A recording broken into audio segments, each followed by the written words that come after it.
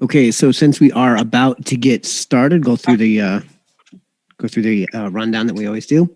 If for those of you who are watching on YouTube, because we have a few people watching on YouTube, if you want to participate in public comment, you do have to join the actual Zoom meeting. There is a link in this video's description on YouTube to tonight's agenda, and you can, in that agenda, find the information to join the Zoom meeting. For those that are in the Zoom meeting, if you would like to participate in public comment, use the raise hand feature now. That, of course, when I say to raise your hand, doesn't mean to literally hold your hand up to the camera. If you go to the bottom left corner of your screen, there should be an icon that says participants. Click on that. That'll open up the participants panel on your right-hand side. In the bottom right will be an option to raise your hand. If you would like to participate in public comment, remember to raise your hand and leave it up until I put it down for you, just so we can keep track of things.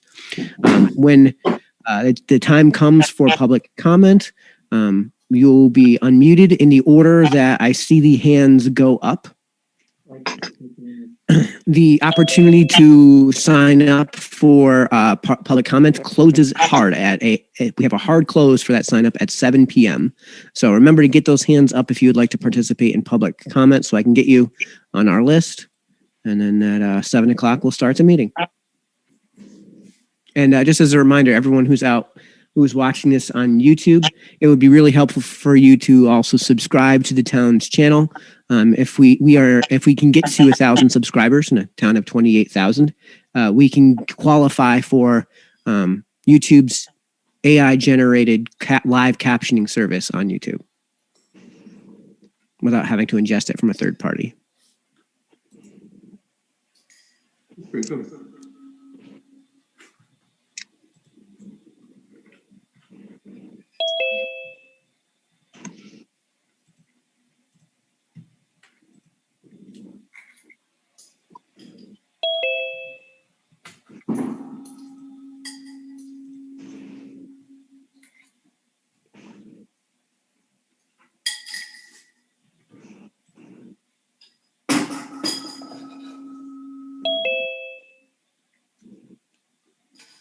I just beat mine in the beat.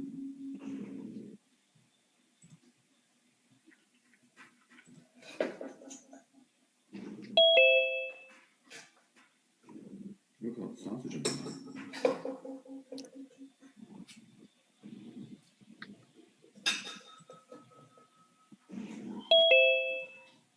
Like new people getting on or something.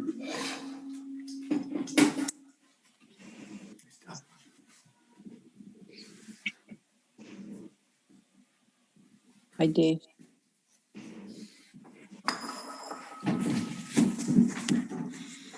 Hi, Doug.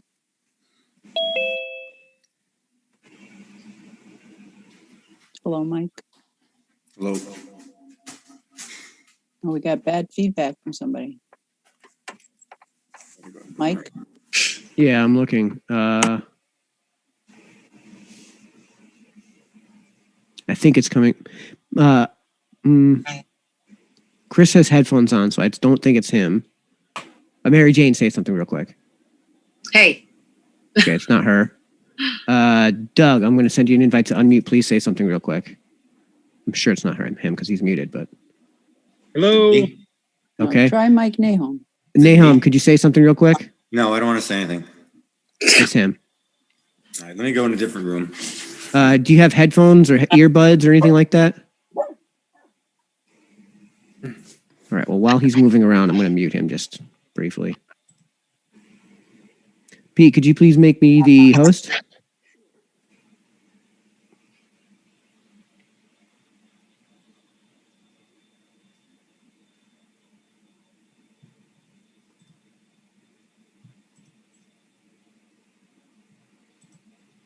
Evening, everybody. Good evening, everybody. Good Good evening. evening, Mayor. Good evening, David. Spring's coming, I hear. Yeah, could you get here tomorrow? It's a little cold today. Yeah, I think it's I'm stuck all in Georgia. over it. It's stuck in Georgia right now. I'm ready for 90. Bring it on. Okay, so we are at 6:59. So folks, if you're in the meeting, this is your last call to get the hands raised for public comment. So if you would like to participate in public comment, raise those hands now. Again, that it doesn't mean to literally hold your hand up to the camera. That means to use the raise hand feature in Zoom. To do that, go to the bottom of your screen. At the bottom left, there will be a participants icon. Click on that icon. It says participants. It'll expand the participants panel. And in the bottom right, there will be a feature that says raise hand. So, Liza, I have you. And just remember to keep those hands raised until I put them down for you so we can keep track of everything.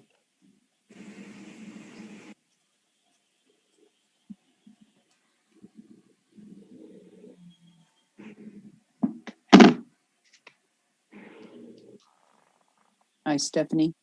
I see you're here. Evening, Stephanie. Hi, Stephanie. Oh, I started a trend, I see. She's not listening to us. She's Pete, ignoring. Not listening. I guess Pete, can she's we- ignoring. Pete, can we please get a quick audio test from you? Because the last time you were on, your audio was pretty horrible. How's that, Mike? Not very good. Not good at all. Katie, Stephanie, start talking. I guess got your message.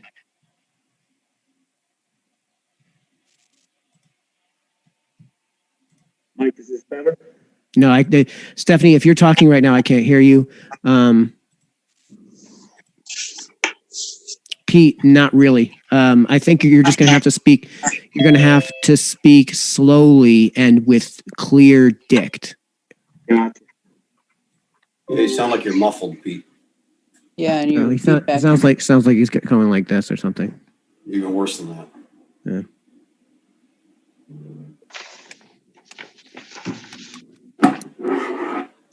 This better, Mike? Not really. Where's Pete?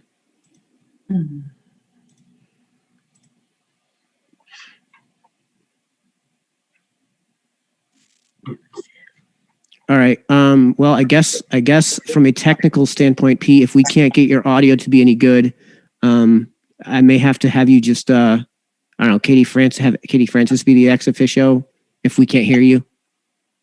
I can't sound like him. I can't make my voice like Pete's. But we got by with it last at the town meeting, so Hopefully this will be the last time because we're going to be in person going forward. Pete, you don't have a set of headphone buds or anything? I don't. Let me see if I can come off the tower and then go on the laptop itself, see if that makes a difference. Oh, And yeah, wow. Okay, his audio really is awful right now. Where's Stephanie? yeah, you're moving around. It makes it jump around. Okay, can you hear me now? Yes, we can. yeah. I can Does hear you, everybody, Stephanie. looks like everybody's on now, right? Mike, Tom, Yes. yeah, okay. Yes. Hi, Mr. Bear. Good evening, Stephanie. How are you? Living the dream. Hey, Oh, Mike, what Tom. did you have Oh, him there's do Tom. last time at the town meeting? Didn't you have him reset something, Mike? And it worked?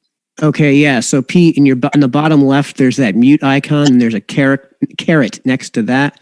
It'll open up your microphone settings. I think the last time you just changed microphones or something. is this better? Oh, yeah, It's a yeah. lot better. better. Okay. Yay. All right, let's do it. Okay. We could all rise for the pledge. And Mike Nahum, can you lead us in the pledge, sir? I pledge Pledge allegiance to to the the flag The flag flag of of the the United United States States of of America America, and to the republic for which for it which it stands, for which it stands, stands, one one nation, nation, under under God, God, Indivisible. indivisible, Well, liberty, liberty and justice for all. If we could have a moment of silence for the men and women in the armed forces and our first responders.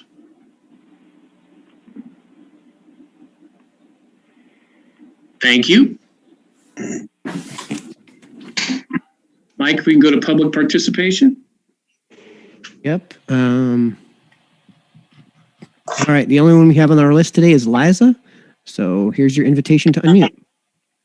And you have 5 minutes to address the council, by the way. Okay, great. Thank you very much.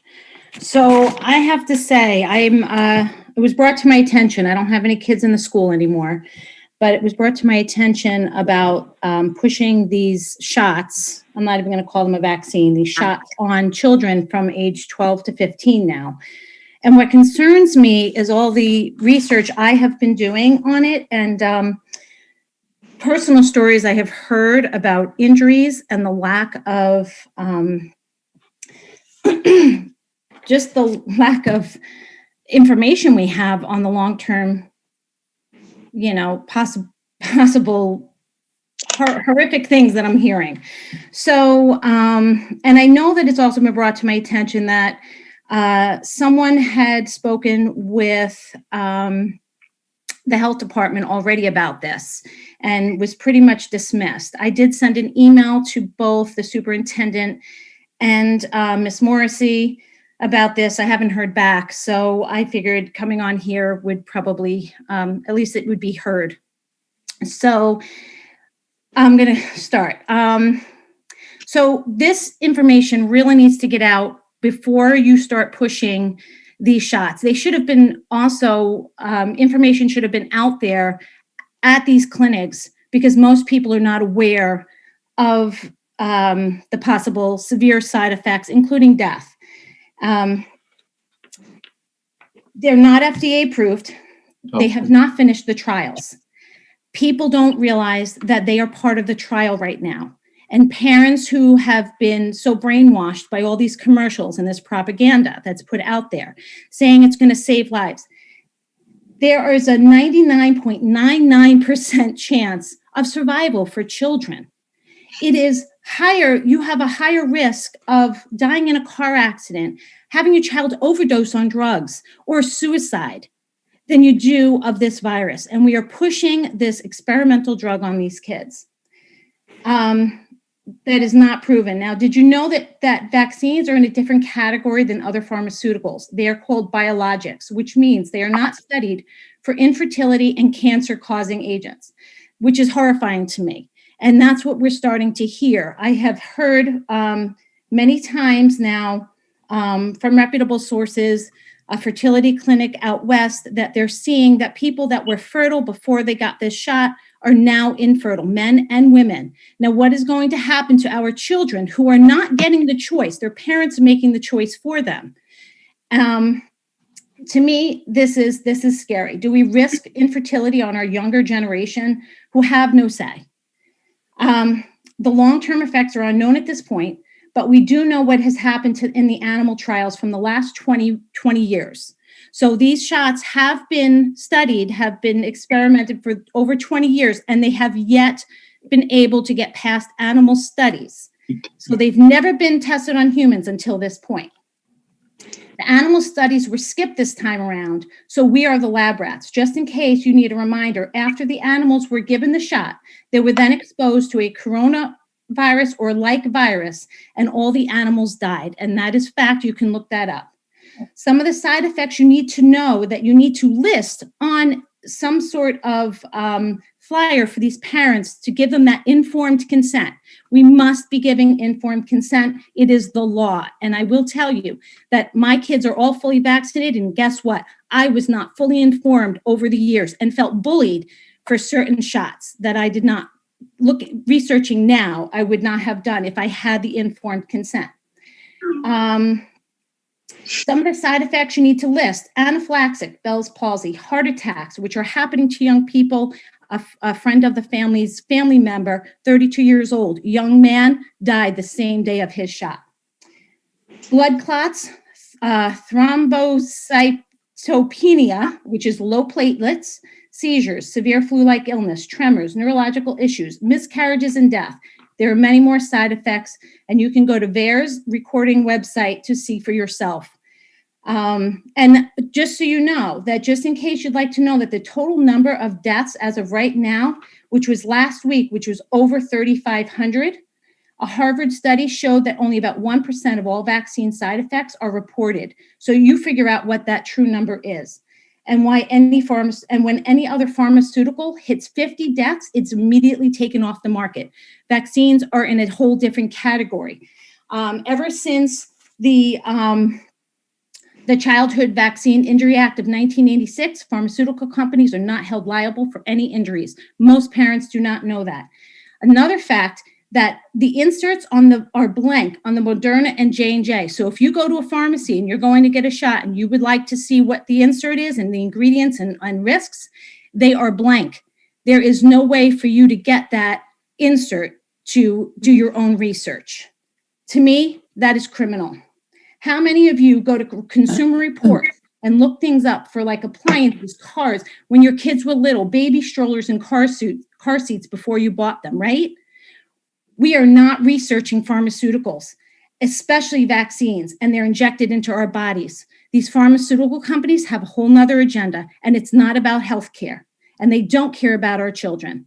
There's something else going on here, and we all need to be questioning, and I have been questioning things a lot more than ever now. I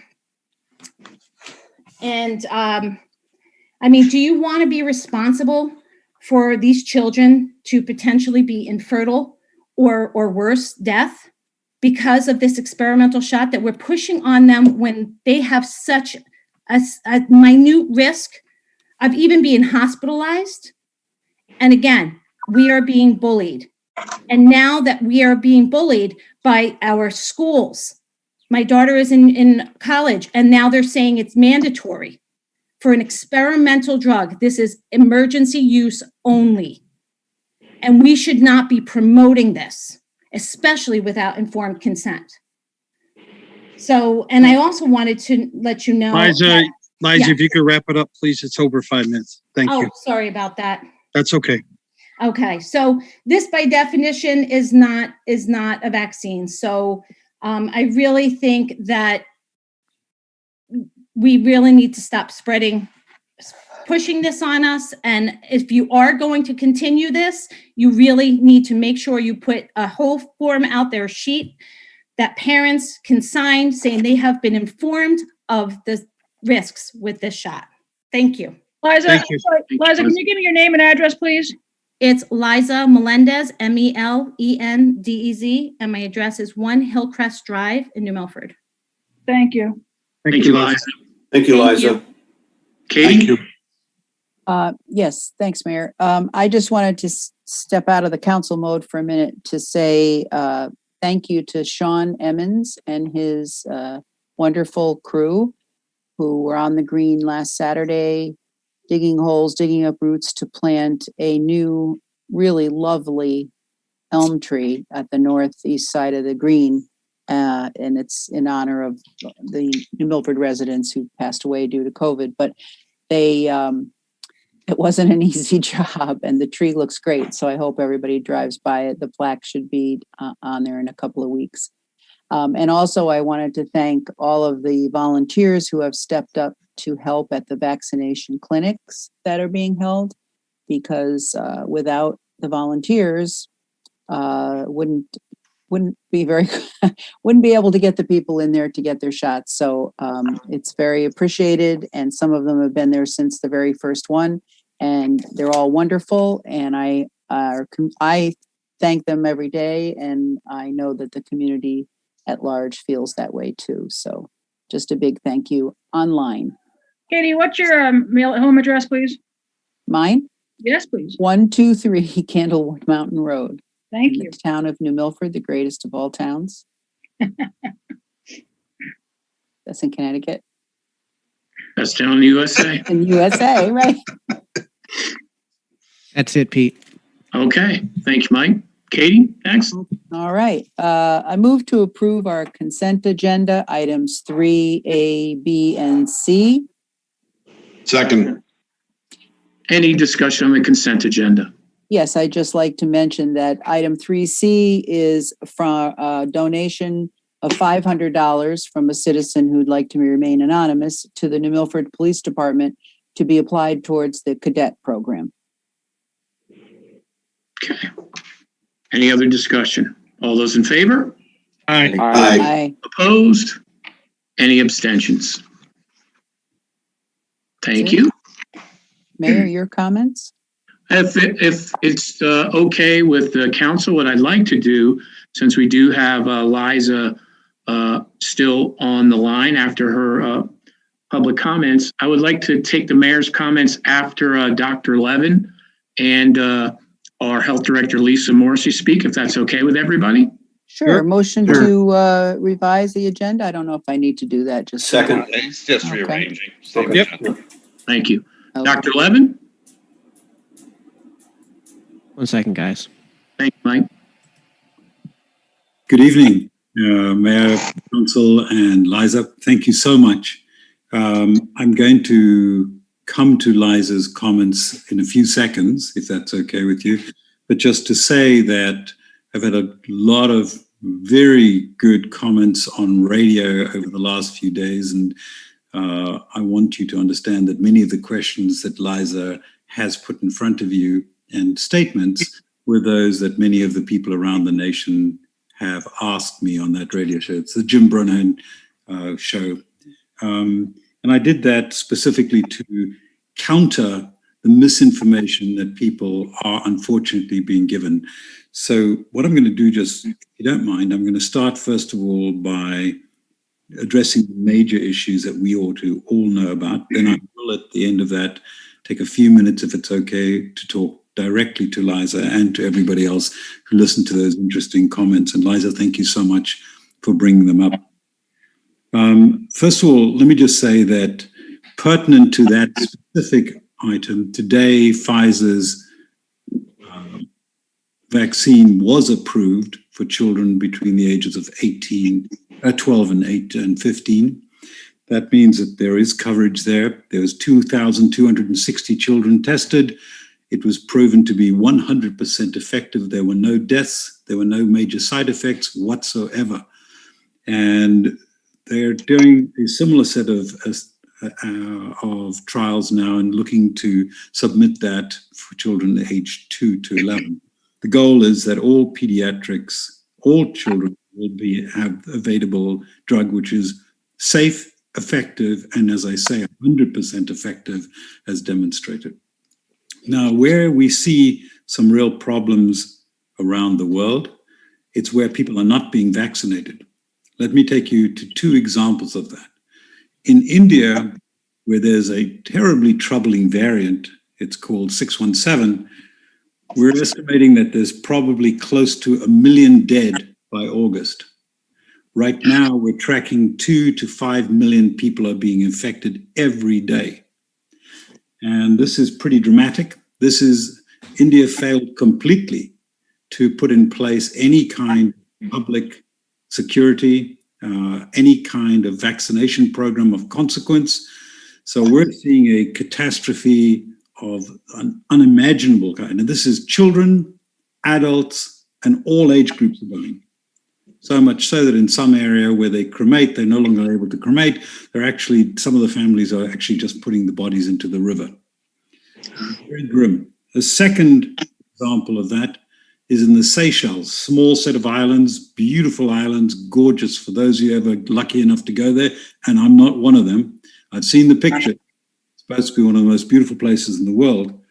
They were given donations, and basically they didn't take American vaccines. They took things from China.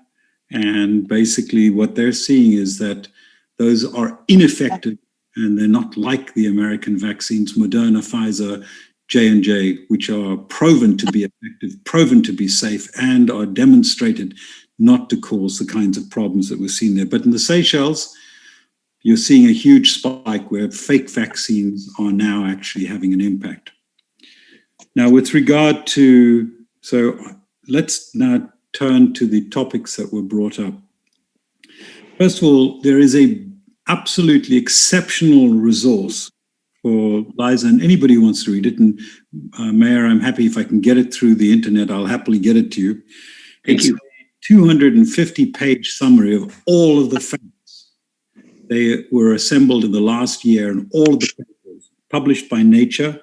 It's curated, it's in simple English. It basically it summarizes the papers.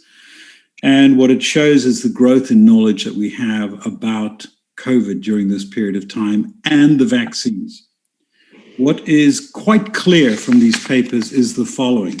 1, there is no evidence, 0, let me repeat, 0, that infertility is caused by these vaccines. There is no evidence, zero, that children participating in trials have died from these vaccines. These vaccines have demonstrated to the contrary that if you are vaccinated in a very small proportion, 1% get reinfected, that there is no deaths and the hospitalization is way down. But I believe that it's best to read these facts oneself, and I'm happy to provide it. I think the next item is that animals did not die from the virus, actually. That's inaccurate, that is rumor, that is innuendo, and it's not correct. I'm afraid the facts are really clear. Those animals were tested. It's the normal process where you first of all try it in a cell in a petri dish, and then you try it on an animal, and then if you don't see harm, if you do not see harm, that is when you try it on a human being. There was no harm. So let's please understand this. It's very important. I myself was the first person to step forward and say that I would take a vaccine. I can assure you the same applied to every single individual and their children, who I know quite well, who are managers of these companies. So for those of us who devote our lives to finding medicines, and I do, the first thing you ask is, does it harm an individual? And if it does, you do not do the trial. You don't. It's as simple as that. You stop immediately. The FDA has processes in place to assure people that this is safe. There is no evidence, for example, of cancer. There is no evidence of any kind of major complication, except in one instance that we can point to.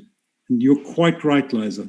There were 18 individuals who developed blood clots, very unusual blood clots. 18 out of 8 million. Now that represents a different kind of question. If you had those 8 million people, how many of them got COVID? How many of them would become really dangerously ill? The information we have today is that many times more than 18 would have been sick and possibly died. This is really rather clear. The risk reward from a medical perspective is absolutely clear. But I think your most important question, the most important question you raised, and thank you for doing this, is why vaccinate kids? That's the most important question. Well, the answer is really interesting and kind of important. It's not necessarily only about the children. It's about this miserable virus that we're waging war on. This virus changes itself. Every time it divides, it tries to mutate. Every time it mutates, it tries to become worse. Now, if you don't stop it, you have in an individual, that individual becomes a petri dish, a reservoir, an environment that virus can now mutate at its leisure. And when it does that, you have a serious risk. Right now, we've seen in Brazil, we see in India, South Africa, we see variants developing. These variants, and in Great Britain, the variants so far, let me underline the words, so far, have been variants that actually spread faster. That doesn't mean they're more dangerous. That certainly spreading faster does mean more people get infected. That does mean more complications. But that when each individual gets infected, it's just faster. But do they become more dangerous? That's called a word called virulence. So we know they can become more infective. The real risk is if you leave them to incubate in a population, that you get something that is not just more infective, but now more virulent. Imagine for 1 minute, just for 1 minute, if this virus, which we know is dreadful for older people, suddenly became, because of a mutation, just as bad for kids. That would not be a good thing. So I understand, Liza, I apologize for pronouncing it incorrectly. I understand your anxiety because on the face of it, it looks like, why vaccinate the kids? They don't get any problem. The problem resides, and they are a population who have a large number of viruses in it, and those viruses will mutate. That's their nature. They are not kind creatures. They want to survive and they want to conquer. So the way to deal with that is to vaccinate, to have as many people as you can be vaccinated so we don't have to worry that some terrible variant will turn up. And we do not want to go back into a shutdown. We've fought this to its standstill, and I'm looking forward to listening to Liza's report on this. We have actually done a heck of a good job in getting that done, and the vaccines look like they're playing out.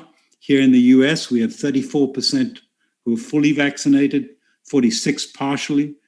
We are seeing a drop in the last 14 days of 30% in cases, and mortalities dropped by 6% in the same period. So we're doing well. If we don't continue doing what we're doing, we will run into trouble. I would urge us all to think very carefully about spreading ideas that having a vaccination is a dangerous thing. This is not the case. So you guys never hear me talk quite as forcibly about this, but over the last week, I've spoken to maybe, up to about 10 million people on radios, answered dozens of questions on this. And the answer, unfortunately, there is a proportion of people who simply don't want to take vaccinations. And I respect their views, but not when it puts us all at danger. At that stage, we all have to stand up and be counted and say, excuse me, we need to see something different. So I will be happily, Mayor and Council, I'd happily supply you with the document that, and I please request that anybody who wants to read these papers, please go ahead. They are actually really interesting. I learned things from them, and perhaps others will as well. And I'm happy to answer questions, by the way. Thank you, Dr. Levin. Mike? Yeah, my first question is, it's a global pandemic and other countries are doing worse than we are. If we're trying to stop this thing globally so the variants don't go out of control, wouldn't it be better to take the vaccines that we're giving to the people in our society that are not at risk, which is, let's say, 20 and younger, and get those to the other countries to stop the variants before they can have a chance of getting here? I feel if you talk about risk reward, the bigger reward is to help these countries that are doing bad, because in our country, the at-risk people mostly have gotten this virus. So why are we spending time right now? Isn't it better to stop that variant before it really goes out of control in all these countries? Mike, you make an extremely good point. And for those of you who've been following the press, you will have seen that the administration agreed surprisingly to a discussion with the World Trade Organization, which would permit patents to be given to them so that the vaccines could be manufactured abroad. However, a much better way of doing that is a version of what you described. And that is to expand the manufacturing here in the United States with high-paying jobs, high technical jobs, high quality control. The same thing, Mike, that the same kind of vaccine that you would take into your arm, you'll give to somebody abroad and send it abroad. Moderna has committed to 3 billion doses. Pfizer is really on track to do the same, and J&J the same. We have the capacity to provide both for the American public, all age groups, and abroad. And that's what we should be doing, just as you said. As to leaving the younger ones aside, no, Mike, you can't do that. If you do that, you leave behind a repository of the virus, and that virus will begin to mutate here. It's not that it'll hurt them initially. It's you just don't want that pool of virus mutating. It's a serious risk. But you are correct. We need to get vaccines abroad. Thank you, Dr. Levin. Chris? Yeah, Dr. Levin, thanks for coming as usual. Your information is always great.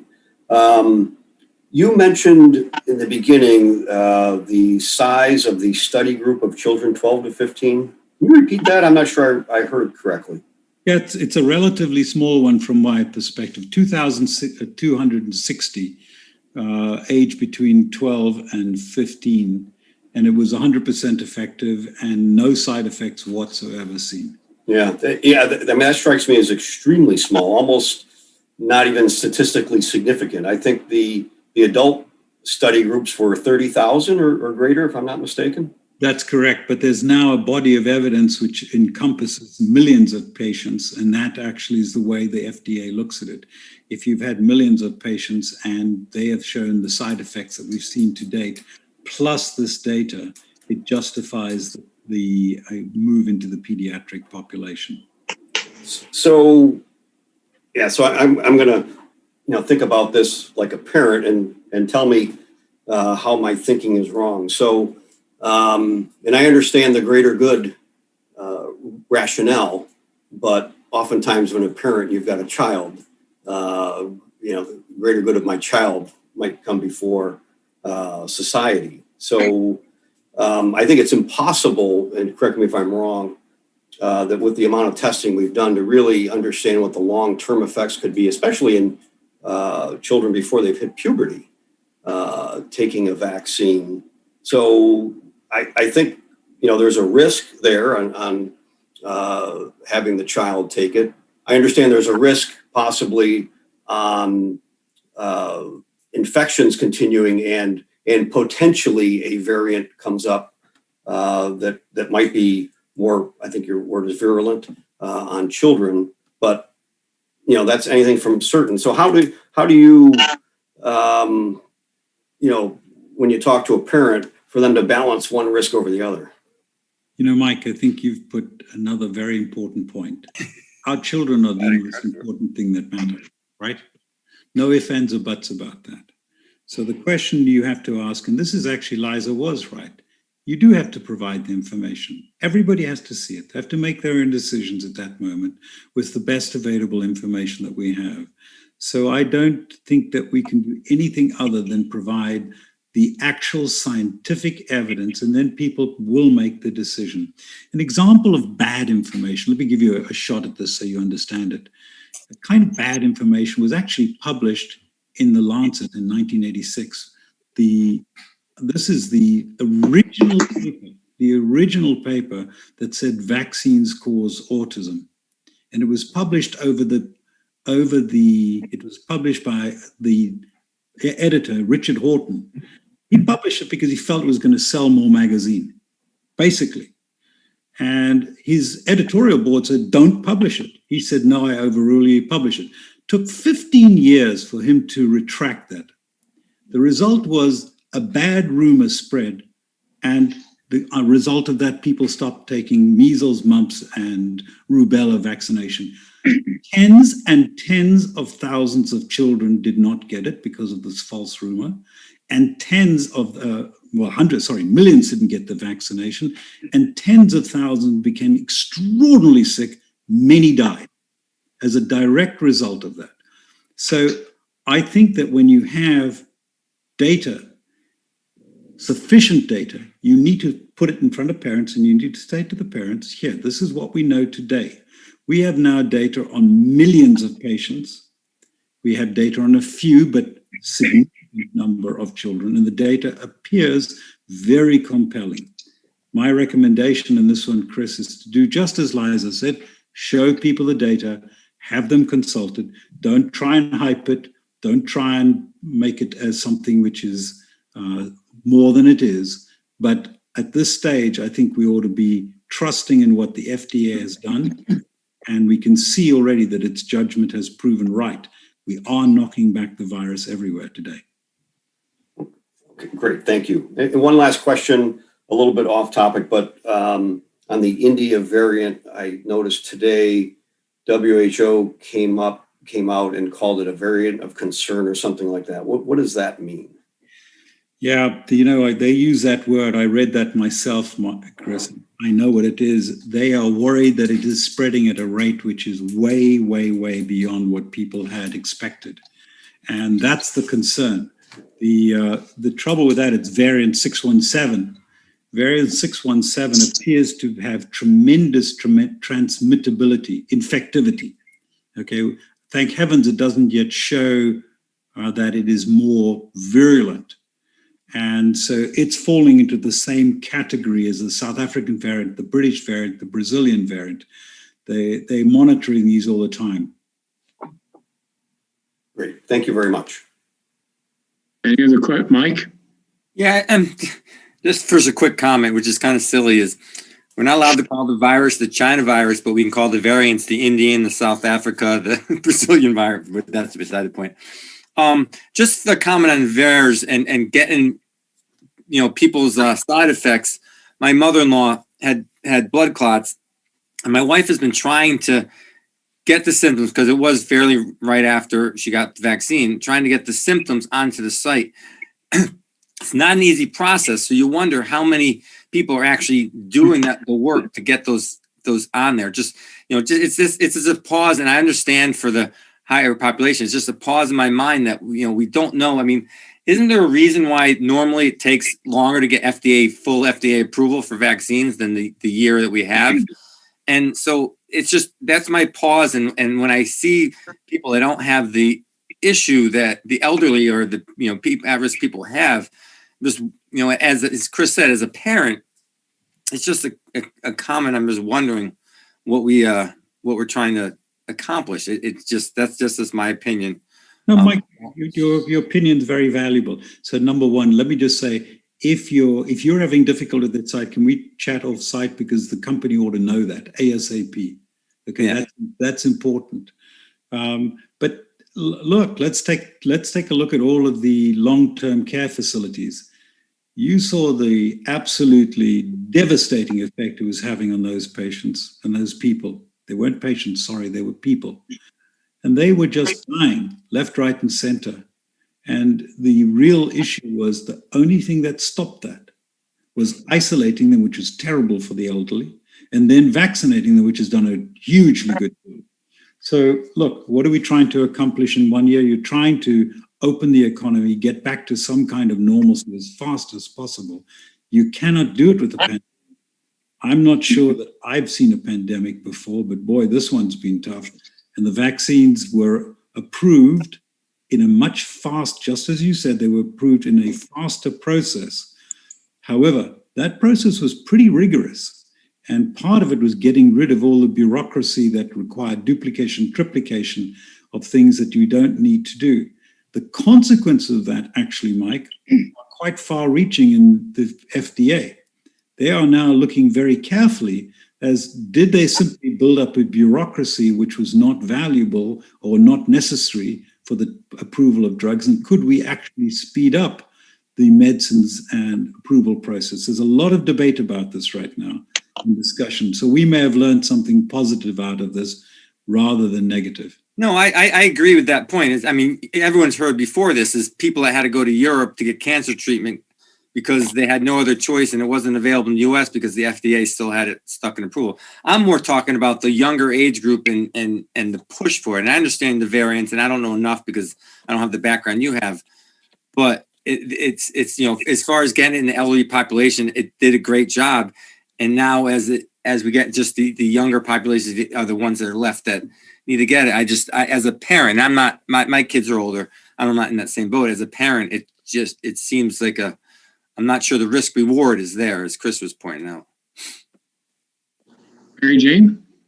Yeah, I just want to interject that if young people get it, and obviously they don't die at the same rate that, how it affects the older population, but there's certainly a percentage of young people that have gotten it that A, have died, or B, have been severely ill with this inflammatory process that affects all their organs, and they're severely ill. But I think another part of the equation is that even if the young people get it and they get over it and they don't end up hospitalized, obviously, or they're not that ill, there's always the risk for the long-term effects. And I think this is something you're all hearing about, long hauler syndrome. And it's happened to people who had severe COVID, and people who've had mild COVID are having long-term effects. And it's something that we're going to be looking at for a long time. And it's not just affecting older people, it is also affecting younger people too. So it's something that, they're suffering cardiac, neurological, mental. It's pretty scary, the possible long-term effects. So, if you think about, the kids are healthy and they're going to be fine, well, they may not be. So it's something, there's so much we just don't know yet. So, I think it's important that the young people get vaccinated too. So.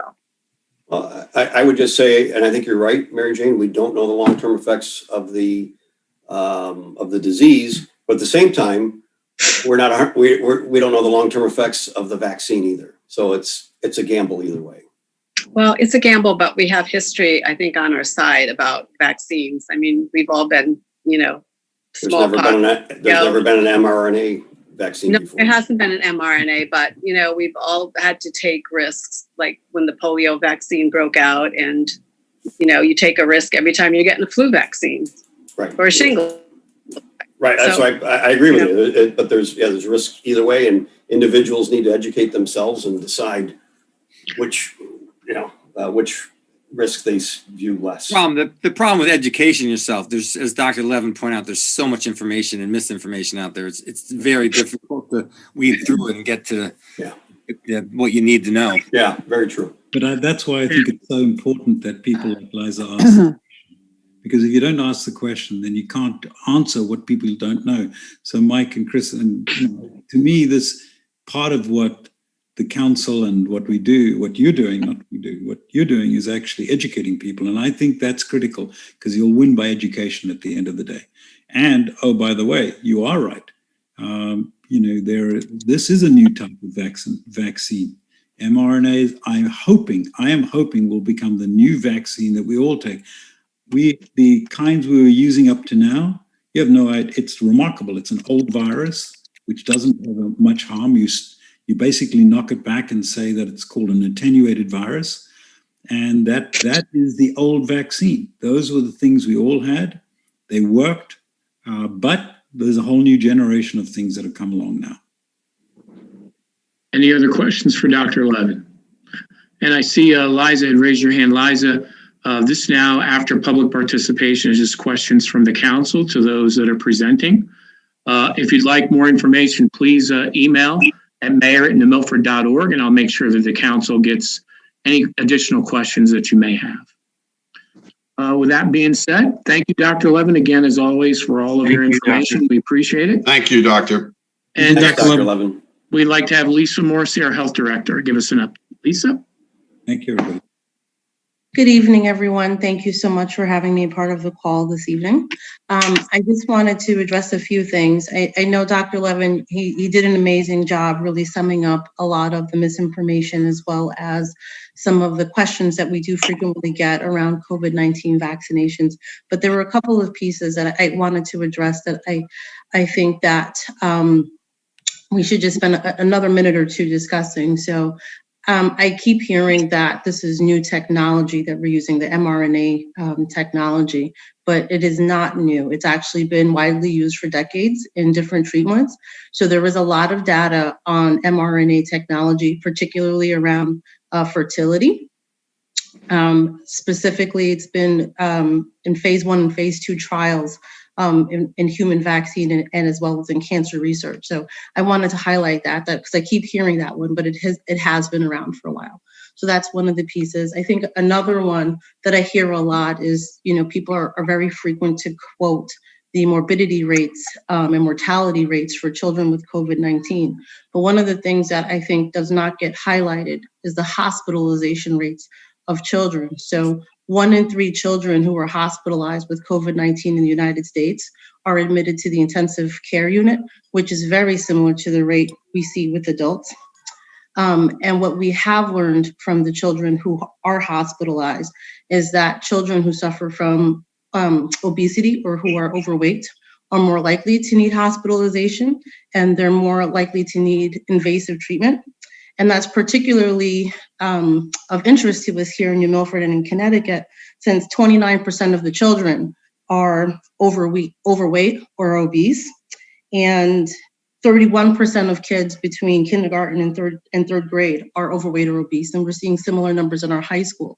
So if we do know that 1 in 3 children who are hospitalized and obesity and being overweight are risk factors for that, I think it is something that we should pay attention to and not gloss over that, because when we do see infections in children that are severe, it's a lot more touching, and I think it's a lot more moving because of the severity and that hospitalization rate looking so much more like adults. Mike, I know to your point, you were talking about the VAERS system. Please reach out to me offline or to your health official, to your medical doctor. We can actually submit that VAERS report for you so you don't have to go at it alone. And the information for that, as well as for information on the vaccines, there are in our clinics. So we do make that information available. I'm more than happy to help you do that. So specific to the town, I'll go through some updates since I've just talked a little bit about some of the points that I wanted to make on that. Our vaccination rates in New Milford are really fantastic. I know I talked about it before during our last meeting that the state reports over 100% of our population over 65 has been vaccinated. And I shared a little bit, so for those of you who didn't hear, that number comes from the 2019 American Community Survey. And so we have more people in town now than the last time they did that census piece. So that's how we get more than 100% vaccinated there. For 45 to 64-year-olds, 68% of New Milford has been vaccinated. And for 15 to 44-year-olds, 47.92% of New Milford has been vaccinated. Overall, we're just over 56% of all New Milfords have been vaccinated. And I had shared with the mayor, I think that was last week, with the point of pride to all of our volunteers and to all of the people who are assisting with our clinics. Almost 41% of people in New Milford who have been vaccinated got vaccinated at the town clinic. And that, as Katie said, that would not be possible if it was not for all of the volunteers who do assist with that. So we're very excited about that. We also have an anticipation of the ACIP recommendation to move forward with vaccinations for 12 to 15-year-olds. We have over 950 12 to 15-year-olds pre-registered for vaccinations that are just waiting for the okay to go ahead and schedule those appointments. And this week we'll be starting that with that anticipated approval from ACIP for their recommendations. Our capacity to our clinic for vaccinations is about 2,500 appointments weekly. So I'm pretty confident we'll be able to get everybody scheduled very quickly. We've been very efficient in our ability to schedule and get people in and out the clinics really quickly. So much so, again, another point of pride that we've been hearing from other municipalities that they would like to partner with us to help get their young people vaccinated. So overall, I think that we're doing really great with our progress towards moving towards getting everyone who wants a vaccine, which is, I know, something that we had talked about back in January and February, just making sure that availability was there. So that's really exciting and really encouraging. As far as the cases that we're seeing in New Milford, we saw another period of cases decreasing. So it's being cut by measures, which is really fantastic, particularly since, again, the cases that we saw, the outbreaks in March and April, really were centralized, very much so in our young people. We saw our kids and school-age children developing COVID-19 from social activities that they were engaging in, and then unfortunately really moving through the household. And so with those numbers falling, with the kids not getting infected, it's not going through those multi-generational households and those contacts. So that's really encouraging. We've been partnering with the schools and with community groups to just really keep reminding people that while our numbers are falling and vaccines are more available, it's still not time to let down the guard. So whenever you're going to be in large groups of people or socializing with people who are unvaccinated or you're not sure about their vaccination status, to please make sure that you are minding all of those mitigation tips, such as wearing your mask, socially distancing, and again, as always, regardless of whether you're vaccinated or not, staying home when you're sick.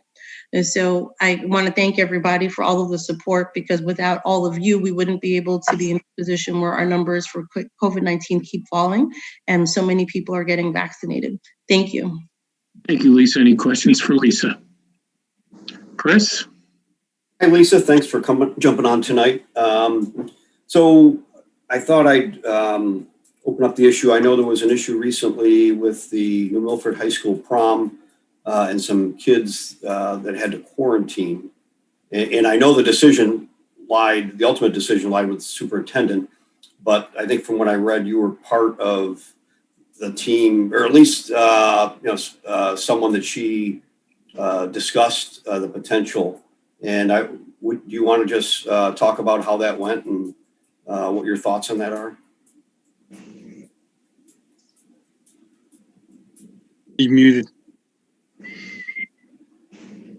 Mike, do you need to unmute her? There we go. Thanks, Mike. I couldn't get unmuted by myself.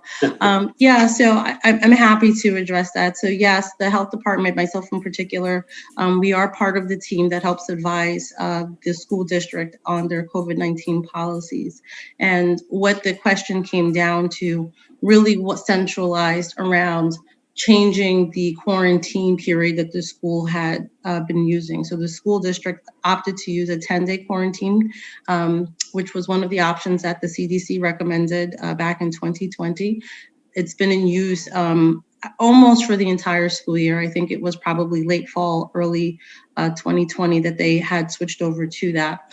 And as a school district that is neighboring New Milford opted to go to a less restrictive 7-day quarantine. And the question was, do we switch for New Milford? And how did we feel about that? So the health department, as well as the medical advisor for the schools, were consulted to really talk about, do we make the switch? Is now the appropriate time? And is it being mandated that we have to switch? So the answer to the question is no, we're not being mandated.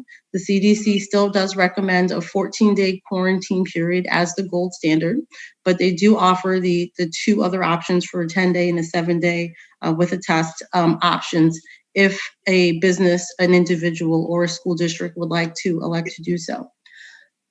With conversations that we had, as well as using the guidance from the Connecticut Department of Public Health and the Connecticut State Department of Education, and not making changes that are unnecessary so close to the end of the school period, we really opted to support the school in their decision to continue using the 10-day.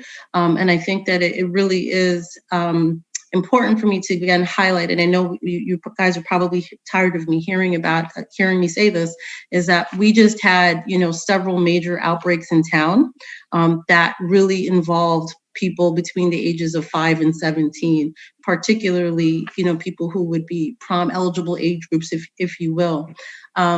And the prom was already limited to 200, and I think there were well over 300 students, that were eligible for prom, but only 200 were being allowed to go. So when we talk about the equity of the situation, the other students that were being quarantined, and the risk versus the benefit, the option when we were presented with all of the facts, we were really comfortable in supporting the school with their decision to stick with the 10 days. And I think some of the things that were really hard for parents particularly was really just trying to know that there was always the option. So it wasn't that it was new guidance. And I think that a lot of the commentary that we were hearing that it was new guidance, but there has been no new guidance. It's the same message that's been out there. And it really was a conversation, do we change or do we hold course till the end of the school year? I hope that answers your question, Chris. Yeah, it does. Thanks very much. Katie? No, I received, just going to say, Lisa, I'd received a few emails and calls about that. And I'm glad you just explained why it was done. And I think that should be the answer that everybody was looking for. Everybody's safe. That's what counts. Yes, Dave. Well, I want to change the topic a little bit and just say that I'm very proud of this town for the vaccination effort all around. And I think that we were definitely an area leader in that. And the evidence I have for that is other towns asking to partner with us. I think that is an extremely great compliment for how we've handled this whole situation. And I just hope we keep doing it the way we are and kick this thing right out of town, so to speak. But really, everybody involved from day one. Again, so let's keep up the good work, the great work. Katie? Dave, could I sign you up to volunteer? All council members, I'll ask you that. The same people have been doing a lot of the volunteering day after week, and Send me an email, Katie. We can work something out. I'll be glad to. I'll send it to every council member. How's I that? hear you take us out for lunch too. No, I might buy donuts and chocolate, but no lunch. Well, that could be lunch. And to that point, I have to say it really has been such a pleasure and a privilege to be at those clinics, and just the joy and the happiness and the sense of elation and relief people feel just knowing that they get vaccinated, and you hear the volunteers, they congratulate, they're whooping, they're clapping. People really do feel a palpable sense of relief. And I was on a state call and we were talking about vaccination clinics, and somebody had mentioned the site at the mall, and how the large scale, and I think I had actually shared this with you, Pete, as well. And they were talking about the fact that their capacity for a full day is about 1,500 people, and I just smiled and I said, well, that's the same capacity as the town of New Milford's clinic. We have a capacity of 1,500 per day, and we don't have the benefit of the National Guard. What we have is an army of volunteers and 4 full-time employees of the health department, as well as our senior center and our IT department, and the support of our town council and the mayor. And we get the same thing done, and we move the same volume. So the only difference between us and that mall site is that we don't operate 7 days a week. And I think it took people back about what dedication and compassion and a caring community can pull off. And as you said, David, I'm up to now 10 towns that have asked to partner with New Milford because they don't have the capacity within their own community. And they've been looking for a partner to help it get it done. So again, I really just want to say thank you to all of you and to the mayor, and to all of our volunteers and to the entire community, because without the support of everyone, it wouldn't be this great. So thank you. Mike? Well said. Hey, Lisa, can you just comment on the changes on the 19th, I believe it is, and how it affects the town and things about that we do? Sure. So I feel like I've been sucking all of the air out of the meeting. So I will give you the same version that I gave to the folks over at Parks and Rec when they asked me about how I feel about it, and to sum it up. So pretty much on the 19th, things are rolling back to as close as to normal as you can expect, with the exception that you have to wear your mask when you're indoors in a public building. If you're going to be congregating in a group outside, you have to wear a mask. So the restrictions are really falling away. And if you needed better evidence of this, as I said to the folks at Parks and Rec, Lake Camp House is open. The beaches are open. So it really is, we've moved from a state where we really have to do enforcement to get people to understand the severity of this, to the point where, personal accountability and the vaccinations, and that's people just being in the routine now of practicing all of those mitigation strategies, have gotten us to where we want to be. Any other questions for Lisa? Thank you, Lisa. Thank you, Thanks, Lisa. Thank you, Lisa. Thank you. Good update. Mayor, Okay, thank you. time for your comments. Appreciate that. Thank you. Kind of piggybacking on Dr. Levin and Lisa, as we do every 2 weeks, the numbers that came out today from the state, this is by no means how many people currently are confirmed COVID, but this is in totality from a year ago in March. State of Connecticut is at 314,893. Litchfield County is at 12,836, which was up 22 from Friday. Hospitalizations for the entire county of Litchfield is at 4, which was unchanged from Friday. New Milford was at 2,403, which is up 3 from Friday. The good news is with these latest numbers, New Milford has moved out of the red category for average daily COVID-19 cases to orange. As we continue to say each and every time that we're here, is if you're exhibiting any symptoms of COVID-19, please do not go to work or send your child to school. If your symptoms continue, please call your primary doctor and please get tested. Please continue to wear a mask, socially distance, and follow all the hand hygiene protocols. And please check on elderly family and friends. I'm sure they'd appreciate the call. As far as the New Milford clinics, as we've talked about before, They continue to do a stellar job. Can't thank our town employees, our volunteers. And for those that are on the call to volunteer, we're always looking for volunteers. As Katie's leading the charge for that, it's nmvolunteers@newmilford.org. Please email. And we'd love to have more people help us as we continue through the process. As Lisa Morrissey had stated, currently we are at about 56.11% of total New Milford residents that have been vaccinated, and that's 11,055 residents so far. For those that do decide to have their child at 12 and 15 to be vaccinated, you can go on the town's website, www.newmilford.org. On the top banner, you can click to pre-register. When you do pre-register, why a lot of the parents are liking that is you do get an automated reminder on your cell phone, which is very helpful for those that have a very busy schedule. The clinics, the hours for this month, May 11th, 4 to 6:30 p.m., May 12th, 4 to 8 p.m., May 15th, 7:30 to 1:30 p.m., May 18th, 4 p.m. to 8 p.m., May 19th, 4 to 8 p.m., May 22nd, 7:30 to 1:30 p.m., May 25th, 4 to 8 p.m., the 26th, 4 to 8 p.m., the 29th, 7:30 a.m. to 1:30 p.m. And again, for those, we always are looking for volunteers, nmvolunteers@newmilford.org. As we continue to move on with our road program, I'd like to thank our DPW team and our contractors as we continue. The roads that we're going to be doing this spring and summer are some have already been completed, like West Street, Burnham, Staten, River Road number 4. We continue on that project. Long Mountain, the top part of Long Mountain Road, Riverview, Browns Forge, Jotham, Twin Ridge, Fox Ridge, New Bridge, Dorset, North Valley, Vista, Gregory, White Swan, Woodridge, Sawyer Hill, New Preston Hill, Popular Street, Cobbler, Charterhouse, Brentwood. We're looking to do those.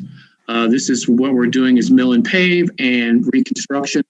I'll be filling in the council at our next meeting on our chip seal and our fog seal that we'll be doing as well this spring, summer, and also the chip seal and fog seal we're going to be doing in the fall as well. So again, I'd like to thank our contractors and our DPW team for all of their hard work as we move forward with that process. And staying on that, with some of the work that's being done currently, our contractors are doing drainage replacement on Vista, Gregory, and White Swan. We're also doing reconstruction currently on Dorset. Then they'll move to North Valley. And we're also doing reconstruction work currently on Burnham Road. That's all really good news. We're excited about that. Next, we're moving on to our roofs. Our town hall roof will be starting the project within the next week or so. That was bid and awarded. So we're very excited about that, as we've been talking about several times with the council. This will be a standing seam roof. It was done back in the 40s, 50-year lifespan. The New Milford High School roof got its, from the Connecticut State Department of Education, got its number.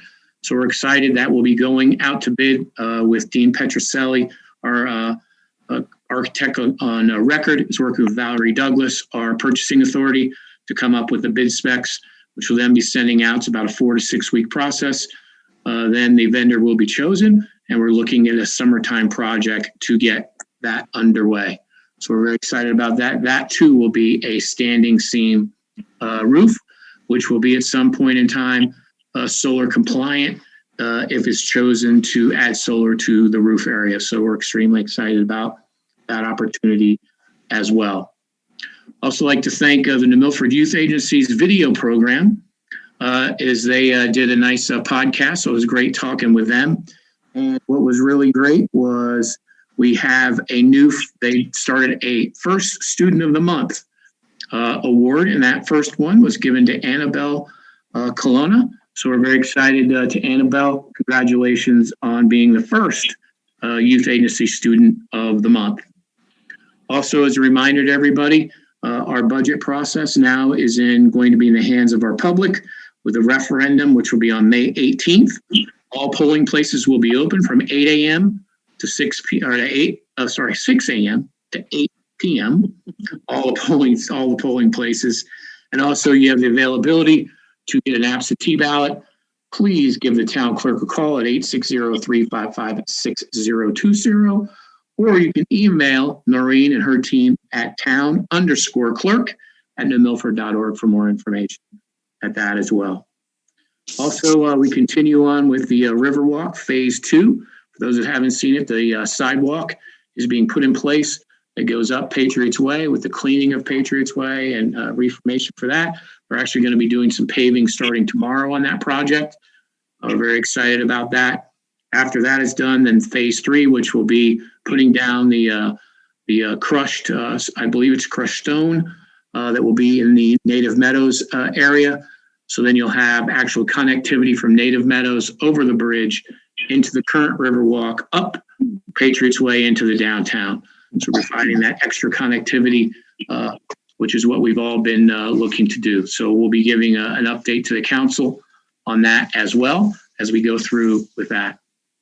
On the Board of Education front, speaking with Chairman Fallenbach at their BOE meeting that they had on the 27th, a couple of things to highlight for the council is an opportunity for the Board of Ed and the town to look at copiers, to be seen if we can jointly do a copier agreement.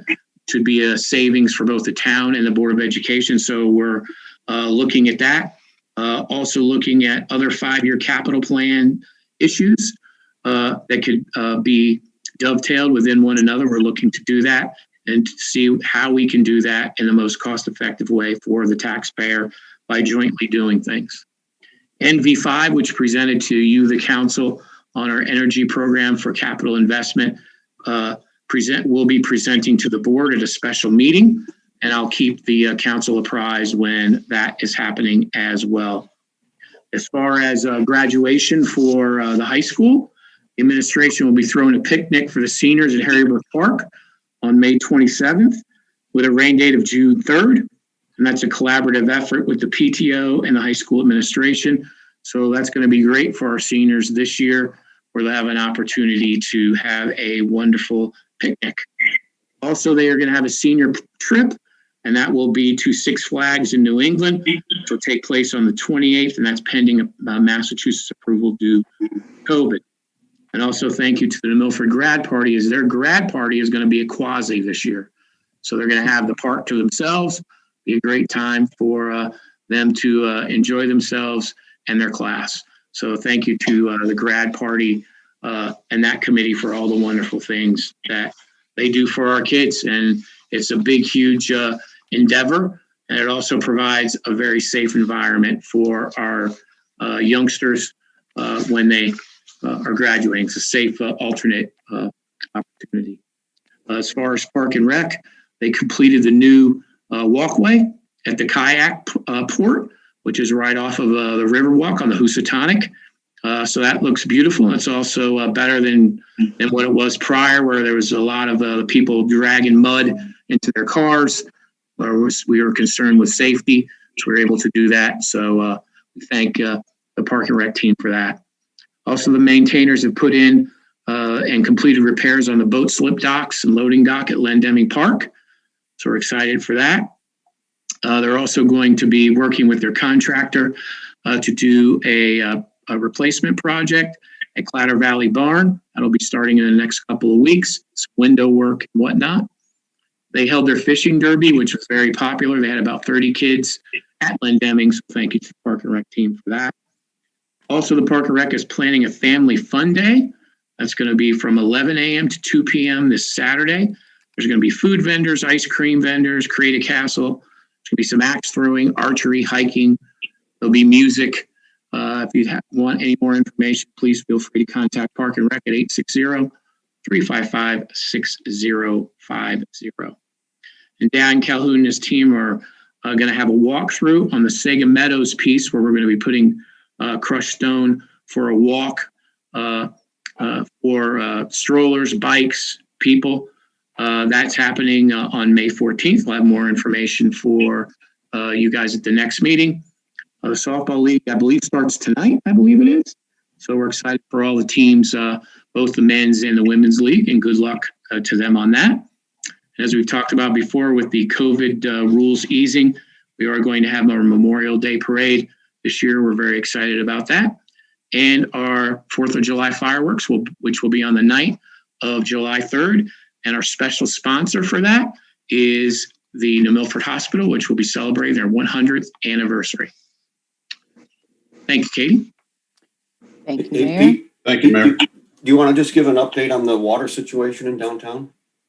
Sure. So we had a water main break that was in just about the intersection of Railroad Street and Bridge Street, right on the northern side of the tracks, early yesterday morning. So Aquarian Water came out with Tinker excavation. They were able to mitigate a couple of problems. First was they were able to tune an artery line. Thank you. Artery line that was able to provide water to our restaurants, so we could have Mother's Day for the restaurants, for all the people that made reservations, and it was very helpful to the businesses. So thank you to Aquarian and to Tinker. They were able then to find and patch the crack that was there and fix that. Currently, you're able to drive on Bridge Street, but obviously we have to wait for Connecticut DOT to come in and repave that area. But it was an outstanding job for Aquarian and Tinker to come in and get that done. It was a very, very large break.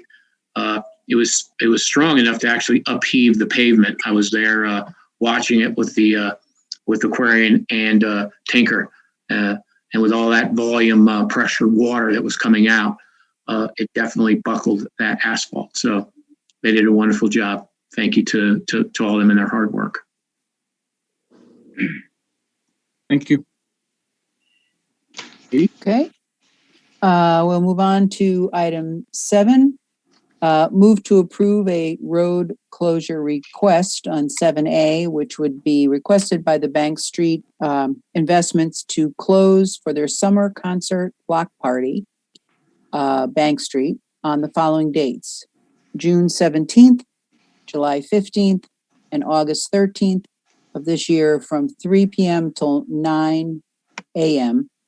Rain dates for those events are June 18th, July 16th, and August 13th, the day after the initial day. Traffic Authority approved their application at their April 27th meeting. Second. Any discussion on the motion? Mike? Yeah, it looks like a typo. Shouldn't it be August 14th, the second day? Yes, it should be. And Yeah, I just said thanks. it was the day after. It didn't automatically change. But I mentioned that. Checking. Yes, the 14th typo. Okay. Any other discussion on the motion? All those in favor? Aye. Aye. Opposed? Any abstentions? Thank you. Okay, item 7B, move to approve the request for the following road closure. This is from Lauren Ellard, the race coordinator. We'd like to close one-way traffic lanes on July 31st, beginning at 8:30 a.m. This is for the 54th annual 8-mile road race. And they will close Main Street northbound from 5:30 a.m. to 8:35 a.m. Main Street southbound from 8:40 a.m. to 10:30 a.m. Elm Street at the top of the green closed as needed to allow the runners to cross. Bennett Street closed at the start of the race to allow the runners to get ready to clear. That's about 15 minutes or so. The Traffic Authority also approved this application on their April 27th meeting. Second. I would just like to chime in and thank Park and Rec for continuing this race, even if we don't have fair days. That it's a great event, and I really appreciate them continuing it and putting it together. So thank you. See you out there, Chris. I've been out there before. I might do it again. Any other discussion on the motion? All those in favor? Aye. Aye. Opposed? Any abstentions? Thank you. Okay, item 8, motion to approve the purchase of a 2021 Ford Ranger LX 4x4 for the amount of $24,303.84. With funds from the contingency fund, this will replace the 2005 GMC Canyon, which was totaled in an automobile accident. So Mike, thank you. So Mike, could you unmute Dan Calhoun? And while we're waiting for Dan, Dan unfortunately was involved in a auto accident. It was right by Addis Park, and we're glad Dan is safe. But the truck was not. So what we're requesting is the funds for the truck. The $24,000 will come out of contingency. Dan, correct me. I believe we're getting $7,000 and something for the total of the truck that you have. Yes, the town's insurance company is giving us a little over $7,000 for the total of the truck. So combining the two would be able to get us the 2021 Ford Ranger, correct? Correct. Good. Great. Great. Quick question. Dave? Why not use the capital reserve fund is where I'm going versus the contingency fund? I was just curious. Well, the reason being, speaking with our finance director, was we really haven't used a contingency yet this year. And capital reserve would be more for a bigger ticket object that we may need it for at some point in time. Okay, just curious. Yep. Well, Dan, I'm glad you're okay. Yeah. Thank you, Amen. Doug. I concur. Amen to that. Thank you. Yeah, you can't put a price on a person, that's for sure. No. Amen. Mary Jane? Yeah, and I'm glad you're doing fine too. But I think it just brings up the point. I mean, he was in a 2003 or 5? Like 5. What kind of safety features? They're pretty outdated. He's lucky he's okay. You got $7,000 for it. That's amazing. Yeah, apparently it was. I agree with you there, Dave. Wow. It was immaculate for its age. Mr. Mayor, is that number correct? 21,000? My note is reading 24 change. Yep, 24,303.84, Walter. Okay. I thought I heard 21. Any other discussion? All those in favor? Aye. Opposed? Any abstentions? Thank you, Dan. Thank you, everyone. Okay, item 9A, move to adopt the resolutions pertaining to the local bridge program supplemental application. 9A is the Gaylord Road over Morrissey Brook. And 9B is the Mud Pond Road over Bull Mountain Brook. And we have Mark Rosa here. Mike, could you unmute Mark if we have any questions concerning these with the council? And we have a first and a second. Any discussion? Let's move on. Yeah. All those in favor? No, I meant over the bridge. Aye. Opposed? Whoop. Sorry, go ahead, Mayor. Any abstentions? Thank you. Get those contracts awarded. I just wanted to say that, Stephanie, I will send you the wording for the, well, it's actually on the agenda. You probably have it, the wording for the resolution. As long as it's what's on the agenda, yes, I do have. Yes, it is. It's, both of them are mentioned. The numbers for the bridge number, I have no way to know for sure. I didn't check it, but I believe that the mayor did. So you have it all there. So item number 10, Mayor, your discussion about resuming in-person meetings for the town council next meeting. Thank you. So just circling back from our last town council meeting, due to the fact of Governor Lamont's executive orders ending so far, unless the legislature changes them on the 19th, we then would go back to having in-person meetings. First, I sent an email to the superintendent and to Nestor, the facilities manager, to ask for costs of what it would be to be at the high school. I've not gotten the answer back yet as far as what the cost would be. I will again be following up after our meeting this evening, and I will send that to the council when we do get that. I did speak with our Public Works Director, Jack Healy, concerning the room upstairs. So Jack, who couldn't be with us here tonight, which is why Mark is here, wanted to let the council know that we have the highest upgraded HEPA filters that are already built into the air conditioning system there. We have the fan system, and if the council so chose, we could also open a window. He feels extremely comfortable of the fact that we could hold our meetings there. There would be deep cleanings before and after. There would also be masks available and also hand sanitizer, which would be there right outside of the room. I'd also spoken to our health director, Lisa Morrissey, who didn't have a concern with us meeting in person at the E. Paul Martin room. Katie? Just a quick question. So will there be any distance restriction for the people who come to watch the council in person? I mean, we sit pretty far apart, but what about those folks? So as of right now, after May 19th, there are no restrictions or 6 foot distancing anymore. Okay. What we could do is set up the chairs where we could have distancing there, which I would instruct the facilities team to do so. I just thought, the public might like it. I suppose they can ask for it, but I'm just curious. Yeah. Well, that's great. Dave? Yeah, well, first of all, I'd feel much more comfortable in a larger setting such as the high school. As for the costs, well, we redid them. I think we'd come under level 1, which is a nonprofit, so there is no charge for the room. However, there may be a custodial charge of $75 or something like that. So I don't see that money's an issue for us. What I do think is an issue for us, though, is safety for, the public, quite frankly. We have no idea who's been vaccinated, not vaccinated. And I've been in our room and shoulder to shoulder. I don't feel comfortable with that at all. And I think we owe it to the public to keep doing what we've been doing well. And we are the leaders, we are the role models, and we need to protect our people while still allowing them to participate in government by having their voices heard. Thank you, Dave. Mike? Yeah, I mean, I would love to be back to the Paul Martin room, but I think we would have to put a pretty good restriction on the number of people that could come in.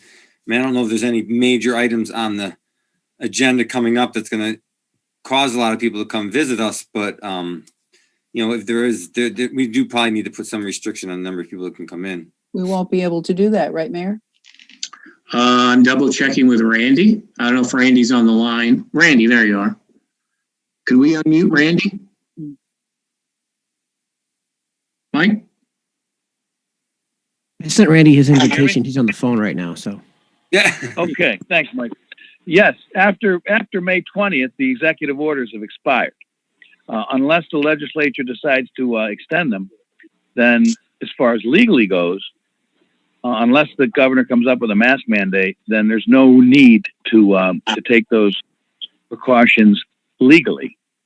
So I would probably defer, or I would suggest deferring to Lisa.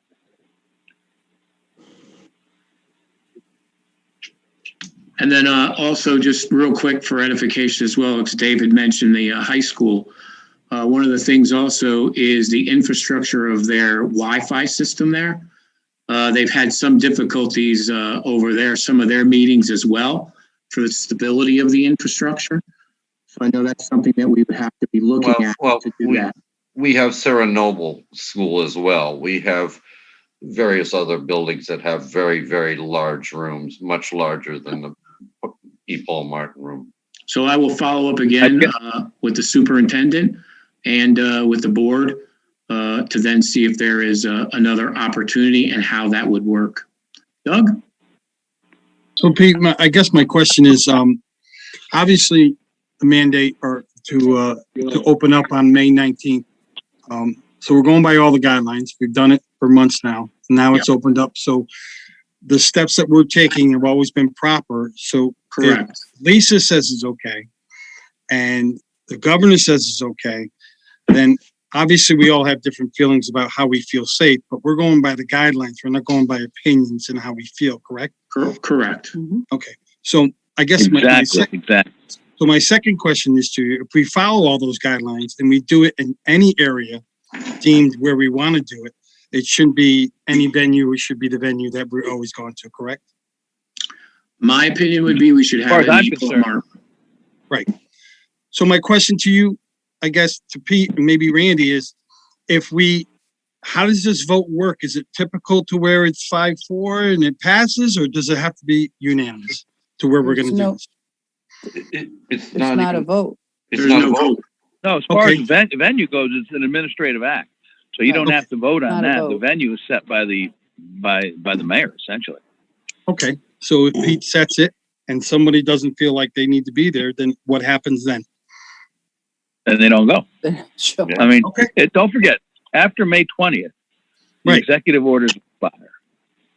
Right. So if somebody's feeling uncomfortable, that's a personal choice. Sure. And that's what I want to be clear about. It has nothing to do with any kind of safety issue. It's more of an opinion than this, because we're going right at the guidelines of May 19th.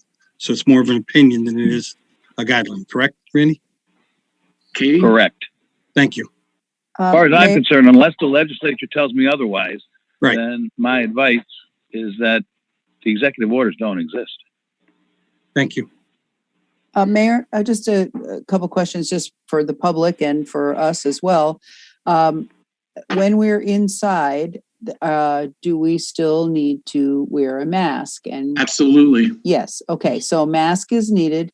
And Yes. what is the capacity, I guess is the right word to use, not for the room so much, but for that area where we have the chairs usually? I mean, I usually look at it like maybe it could be 35, 40 people. I think in the chairs themselves, I'll double check. Please don't hold me to the number. I promise not. And there's like, I think there's maybe 35 or 40, maybe. That's what I thought, looking at the number all these years. Okay. So anybody who comes in to sit in the visitor area there, as well as the mayor and the council people and anyone who's there to present or speak as comment or whatever, all of us will need to wear a mask. Is that true? Absolutely. Okay. So on top of the fact that we're following the guidelines that are set forth, unless that changes, we are doing, along with airing out the room or whatever and having the proper filters, we are doing everything that we can do. Absolutely. And so if there are 35 or 40 seats and there's 10 of us, that's probably about maybe a third of the capacity of that room, if that. I would say so. Okay. So it's, if you look at it that way, it's not quite a threat as it might appear. However, I think we need to be sure that we enforce the masks. And Katie, too, another reason why I think we should have it in the E. Paul Martin room is, and I'm not going to ask due to HIPAA compliance, but I believe everybody on the town council has been vaccinated. I believe we're asking every single resident to be vaccinated. So if we're vaccinated, we should be safe. Well, I'd just like to say, I agree with you.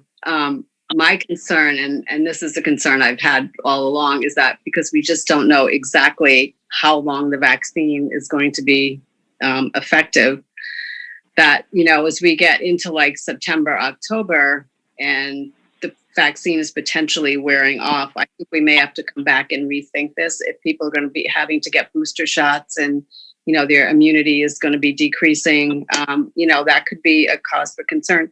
And my other concern is, over the summer, there's not going to be many people coming in. That's for sure.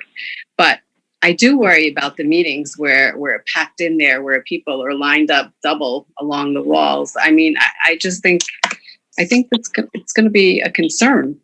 I'm concerned about the public coming in there and being packed in there. And then my other thought is, who's going to enforce the mask policy? Will that be Doug, who's the sergeant at arms? You will, if somebody comes in without a mask, you will ask them to. They can't enter the building. Not only can they not enter the room, they can't enter the building without the mask. I know, but there's not going to be anybody at the doors. Is there going to be somebody at the doors, like telling people that they have to wear a mask?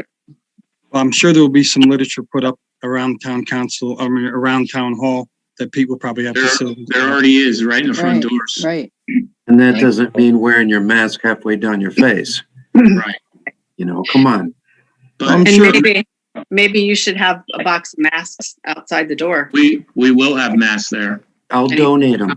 And hand sanitizer. And hand sanitizer. And Mary Jane, I 100% agree with you.